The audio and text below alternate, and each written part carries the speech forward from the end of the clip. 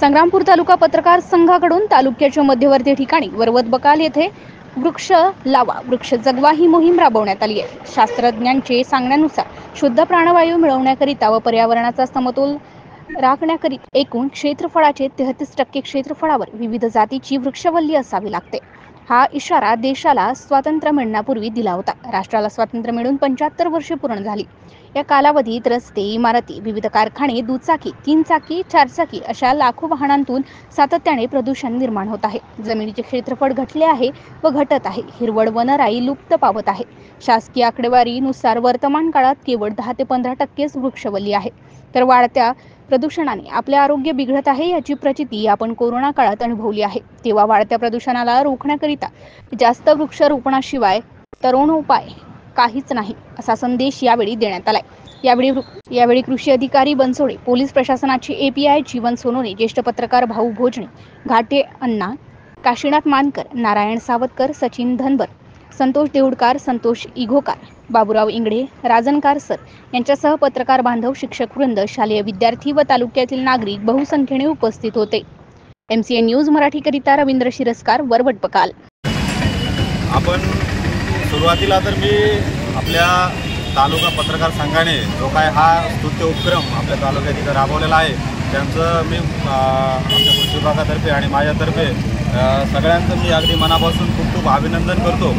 आणि त्यांनी आज आपण पाहतोय ग्लोबल वॉर्मिंग असेल किंवा अन्य इश्यू आहेत, क्लायमेट चेंज आपण म्हणतो, या अनुषंगाने आपण पाहतोय की आज विदर्भ असेल किंवा महाराष्ट्र असेल किंवा पूर्ण भारतभर आज टेम्परेचर जे पाहतोय तापमान 40 अंश सेल्सिअसच्या वर जात आहे। आणि त्यामुळं आजच्या या काळामध्ये जो आज जिथं जो संदेश दिलेला आहे झाडे लावा आणि झाडे जगवा, हा अतिशय म्हणजे काळाचे पावलं जे आपण म्हणतो ओळखायला पाहिजे, तर त्याची सुरुवात आपण या अतिशय चांगल्या रूपाने या आपल्या तालुक्यातून केलेली आहे। आणि या माध्यमातून मी शेतकऱ्यांना सुद्धा आपल्या तालुक्यातील आवाहन करतो की आपल्या कृषी विभागामार्फत सुद्धा संत्रा असेल, सीताफळ असेल, मोसंबी असेल, लिंबू असेल आणि अलीकडे आपल्याला बांबू वृक्ष लागवड ही सुद्धा फार मोठ्या प्रमाणावर MRGS असेल किंवा भाऊसाहेब फुलकर फळबाग लागवड योजना असेल यामार्फत करतोय।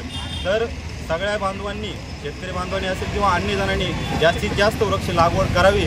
आणि जो आपण म्हणतोय पृथ्वीचा जो पारा वाढलेला आहे त्याला कुठंतरी जो अटकावा असेल किंवा तो कमी होण्यास कुठेतरी हातभार आपण हे वृक्ष जर लावले आणि ते जगवली तर याच्यामुळे निश्चित फायदा होईल असं या ठिकाणी मानतो। आणि परत एकदा अतिशय स्तुत्य असे आपल्या तालुक्यातील पत्रकार बांधवांनी हा उपक्रम या ठिकाणी अतिशय स्तुत्य उपक्रम आहे।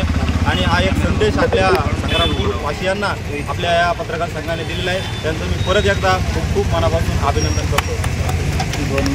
आदरणीय आनंदार साहेब हे सुद्धा या ठिकाणी उपस्थित झाले। मी त्यांचं पत्रकार संघाच्या वतीनं त्यांचं अभिनंदन करतो, त्यांचे धन्यवाद मानतो। झाडे जगवा, झाडे लावा, जो लावेल वृक्ष त्यास मिळेल मोक्ष वगैरे आपण झाडाच्या बाबतीत महती सांगत असतो। आणि या महतीला खरोखरच जर आपल्या पूर्वजांनी झाडे लावली नसती किंवा पूर्वजांनी जर आपल्या वृक्षाचं संरक्षण केलं नसतं तर आपल्याला आज जे काही फळफळावळं भेटतात ते मिळाले नसते। मित्रांनो, या प्रसंगाच्या निमित्तानं मी आदरणीय बनसोडे साहेबांना विनंती करतो की त्यांनी वृक्षाच्या संदर्भात आपलं मनोगत व्यक्त करावं गोष्टीच्या रूपात। संग्रामपूर तालुका पत्रकार संघटनेने मला इथे या प्रशंसनीय कार्यक्रमासाठी उपस्थित राहण्याची संधी दिली, त्याबद्दल त्यांचे आभार मानतो। गेल्या काही वर्षांमध्ये आपल्या या पृथ्वीवर होणारे हवामान बदल आणि प्रचंड प्रमाणात झालेली वृक्षतोड या संदर्भाने एक पर्यावरण जागरूकता हा कार्यक्रम त्यांनी त्यांच्या एका छोट्याशा कार्यक्रमातून आणि कृत्यातून त्यांनी सादर केलेला आहे। आणि अशा प्रकारे त्यांनी एक मुहूर्त इथून पुढे चालवलेला आहे की जेणेकरून आपल्या पर्यावरणाची हानी कमी होईल, त्यासाठी त्यांनी आजपासून वृक्ष लावण्याचा सुद्धा कार्यक्रम हाती घेतलेला आहे। आणि या पत्रकार संघटनेच्या माध्यमातून पॉम्पलेट छापून वृक्ष लागवडी संदर्भात जनजागृती त्यांनी आजपासून सुरू केलेली आहे। त्यांच्या या कार्यक्रमाला महाराष्ट्र पोलीस व संग्रामपूर पोलीस स्टेशनच्या वतीने मी हार्दिक शुभेच्छा देतो। जय हिंद। आमच्या पत्रकार संघाचे वयोवृद्ध पत्रकार तालुक्याचे अध्यक्ष आदरणीय केशवराव घाटे हे वृक्षाच्या संदर्भात